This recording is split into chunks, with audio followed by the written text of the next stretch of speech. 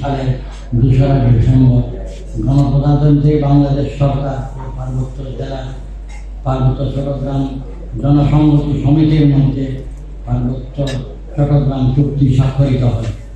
ঐতিহাসিক এই শান্তি চুক্তির মাধ্যমে পার্বত্য চট্টগ্রাম বাংলাদেশের একটি বিশেষায়িত অঞ্চল হিসাবে স্বীকৃতি লাভ করে। এই চুক্তির ফলে পার্বত্য অঞ্চলে মানুষ দীর্ঘদিনের বঞ্চনা বেড়াজাল থেকে বেরিয়ে উন্নয়ন আর অগ্রগতির প্রত্যাশা পূরণের পথে এগোতে শুরু করে। সময় ছিল অশান্ত ও অবহেলিত। চুক্তির পরে অনগ্রসর ও উন্নত পার্বত্য অঞ্চলে প্রতিষ্ঠিত হয় শান্তি ও উন্নয়নের ধারা। এই চুক্তির ফলে পার্বত্য চট্টগ্রাম বিষয়ক মন্ত্রণালয় পার্বত্য চট্টগ্রাম আঞ্চলিক পরিষদ প্রতিষ্ঠিত হয়। 3 পার্বত্য জেলায় স্থানীয় সরকার পরিষদের নাম পরিবর্তন হয়ে পার্বত্য জেলা পরিষদ হয়। সরকারের অনেকগুলি বিভাগ জেলা পরিষদে হস্তান্তরিত হয়। বান্দরবান পার্বত্য জেলা পরিষদ মোট 28টি সরকার বিভাগ নষ্ট হয়েছে।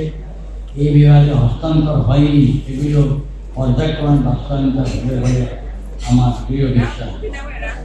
শান্তি চুক্তির ফলে এই অঞ্চলের শিক্ষা, স্বাস্থ্য, যোগাযোগ, পর্যটন, কৃষি সহ বিভিন্ন খাতে দৃশ্যমান অগ্রগতি সাধিত হয়েছে এবং তার চলমান রয়েছে। বর্তমান পার্বত্য চট্টগ্রাম বিষয়ে মাননীয় উপদেষ্টা এই অঞ্চলের সকল শ্রেণীর মানুষের জন্য অত্যন্ত আন্তরিক।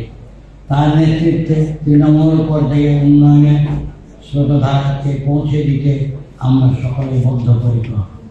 আমরা শান্তি সম্প্রীতি বজায় রেখে পাহাড়ি বাঙালি একত্রিত হয়ে যাতে কাজ করতে পারি, এক্ষেত্রে আপনাদের সকলের সহযোগিতা কামনা করছি। পরিশেষে আবারও বান্দরবান রিজিয়ন, জেলা প্রশাসন, পুলিশ বিভাগ, বিভিন্ন সরকারি বিভাগ, সম্মানিত উপস্থিতি, এই অনুষ্ঠান আয়োজনের সাথে সংশ্লিষ্ট সকলকে আন্তরিকভাবে ধন্যবাদ ও কৃতজ্ঞতা প্রকাশ করে এখানে শেষ করছি। সকলকে ধন্যবাদ।